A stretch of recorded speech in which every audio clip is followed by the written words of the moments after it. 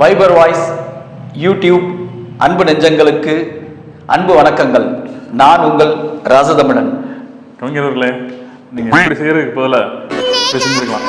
கரெக்டாக இருந்துக்கலாம். நான் ஒரு புது கெட்டப்பில் வந்திருக்கீங்க. 7ஆம் அறிவு சூர்யாவுக்கு டப்பு கொடுப்பீங்க போல. நம்ம எல்லாத்துக்கும் டப்பு கொடுப்போம். என்ன நீங்கள் ரொம்ப கீழே இப்போ ஈக்குவல் பண்ணாதீங்க. கண்டிப்பாக இல்லை. நம்ம முதலமைச்சருக்கு ஈக்குவலாக நீங்கள் வச்சுருக்கணும். என்றைக்குமே உங்கள் புதுமொழிக்கு என்று தனி வரவேற்பு நம்மளோட வாசகர்களிடையே இருக்குது. அதனால் உங்களை என்றைக்குமே நாங்கள் வாசகர்களை நாங்களும் சரி, எங்களுக்கு நீங்கள் ஒரு மிகப்பெரிய ஃபேன் தான். ஸோ இன்றைக்கி நம்ம டாப்பிக்கில் போகலாம் கவிஞர்களே. நான் அதுக்காக நானும் நம்மளுடைய யூடியூப் அன்பு நெஞ்சங்களுக்கு நன்றியை தெரிவிச்சுக்கிறேன். சரி கவிஞர்களே, இன்றைக்கி என்ன முக்கியமான ஹாட் டாபிக் அப்படின்னு பார்த்தோம் அப்படின்னா, நேற்று சென்னையில் வந்து மாசு அவர் தலைமையில் வந்து ஒரு சின்ன கூட்டம் நடந்திருக்கு. அந்த கூட்டத்தில் வந்து பார்த்தீங்க அப்படின்னா, திடீர்னு ஒரு பொண்ணை கூப்பிட்டு பாக்கெட்டில் இந்த 200 ரூபா தூக்கி கொடுத்துட்டாப்புல.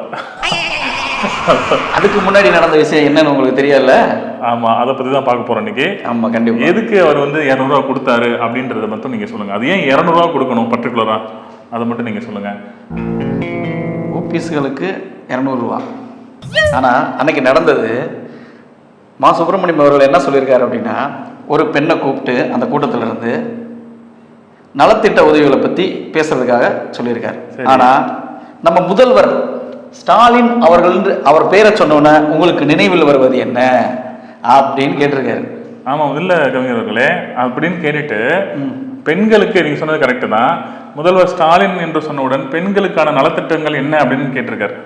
அது கேட்ட உடனே தான் அந்த பொண்ணு வந்து குடுகுடுன்னு ஓடி வந்து பிங்க் ஆட்டோ அப்படின்னு சொல்லி போதும் பாருங்க அப்படின்னு சொல்லிட்டு அதை பற்றி சில விளக்கம் கொடுத்ததுக்கப்புறம் இன்னும் 2 கேள்வி கேட்குறாரு. அந்த பொண்ணு ப்ராப்பராக ரெஸ்பான்ஸ் பண்ணிடுது. இதெல்லாம் வந்து ஒரு ஸ்கிரிப்டட் மாதிரி தான் தெரிஞ்சு. கண்டிப்பாக. ஏன்னா இதுக்கு எப்படி அந்த ஸ்கிரிப்டட்னு சொல்கிறாங்க அப்படின்னா, அந்த பொண்ணு பேசி முடிச்ச உடனே பாக்கெட்டில் இந்த 200 ரூபா தூக்கி கொடுக்குறாரு. அந்த 200 ரூபா தூக்கி கொடுத்ததுக்கு தான் தெரியும், ரைட் இது வந்து ஸ்கிரிப்டடு. ஏன்னா ஏற்கனவே உடன்பிறப்புகள் ஊபிஎஸ்ன்னு சொல்லி 200 சொல்லி ஓட்டுறாங்க இல்லையா பழக்க தோஷத்தில்.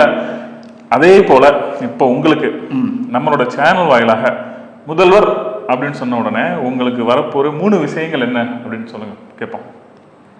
முதல் விஷயம் சொல்லுங்க. மண்டை மேல விக்கு. அதுதான் அந்த டைப் வந்திருக்கீங்க நீங்க. புரியுது புரிஞ்சுக்கிட்டீங்கல்ல. ரெண்டாவது என்னன்னு கேட்டீங்க அப்படின்னா, ஒன்றிய அரசுக்கு அன்பு மடல். ஆமாங்களே, அதாவது நீங்க சொல்றது உண்மை. என்னன்னா அந்த நிதி வழங்கலன்னு சொல்லிட்டு பட்ஜெட் கூட்டத்துக்கு முன்னாடி இந்த ரூபா ஒரு பிரச்சனை வந்து பார்த்தீங்களா? ஆமா, அதுல வந்து ஒரு ஓப்பனா சொல்லியிருக்காரு முதல்வர் அவர்கள். என்ன அப்படின்னா, இதுவரை நான் நிதி கேட்டு 40 மடல்களை வந்து நான் வந்து ஒன்றிய அரசுக்கு அனுப்பிச்சிருக்கேன், எந்த பதிலும் இல்லை. ஸோ நீங்கள் சொல்கிறபடி பார்த்தா மடல், ஏன்னா அவர் அப்பா காலத்துலேருந்து வந்து மடல் எழுதி பழக்கப்பட்டவங்க, அதையும் அவர் பையன் தொடர்ந்து பண்ணிக்கிட்டு வரோம். ஆமாம், இது ஒரு வாழையடி வாழையாக நடக்கிற விஷயம் தானே. நீங்கள் வாழையடி வாழை ஞாபகப்படுத்தாதீங்க. அடுத்து உங்கள் புதுமையில் வாழையடி வாழை அது அப்படியே ஒரு ஓரம் இருக்கட்டும். கரெக்டு. 3வது இருக்கு பார்த்தீங்களா? சொல்லுங்கள். அது ஒரு மிகப்பெரிய விஷயம், அது மனசை உருக்குற விஷயம். இவங்களோட ஹைலைட்டே, இந்த ஆட்சியோட ஹைலைட்டே அதுதான். என்னன்னு கேட்டீங்கன்னா, விசச்சாராயம் அருந்தியவருக்கு 10 லட்சம் ரூபாய் சன்மானம் வழங்குகிறார்கள். ஆமாம் கவிஞர்களே, கிட்டத்தட்ட 63 பேர் இறந்துருக்காங்க. முதல்வர் அவர்கள் வந்து 10 லட்சம், ஒரு ஆளுக்கு 10 லட்சம் ரூபாய் நிதியுதவி வழங்கியிருக்காரு. மிகப்பெரிய விஷயம் தான் அது. என்ன அதில் நல்ல விஷயம் தானே, அதை எதுக்கு நீங்கள் வந்து இப்படி மேற்கோள் காட்டி காட்டுறீங்க? அதை தான் நான் சொல்ல வரேன், கேளுங்க. மாடு முட்டி வீர விளையாட்டு விளையாண்டு செத்தவருக்கு ஒன்றும் இல்லை. ஆமாம், அது ஒரு வேதனைக்குரிய விஷயம் தான் நீங்கள் சொல்கிறபடி பார்த்தா. ஸோ முதல்வர் அப்படின்னு சொன்னால் இந்த 3 விஷயத்தவரை என்ன எக்கச்சக்கமாக ஞாபகம் வரும். ஸோ இன்றைக்கி இதோட நம்ம நிப்பாட்டிக்கிறோம். நம்ம வந்து அடுத்த டாபிக் போகலாமா? கண்டிப்பாக. ஓகே.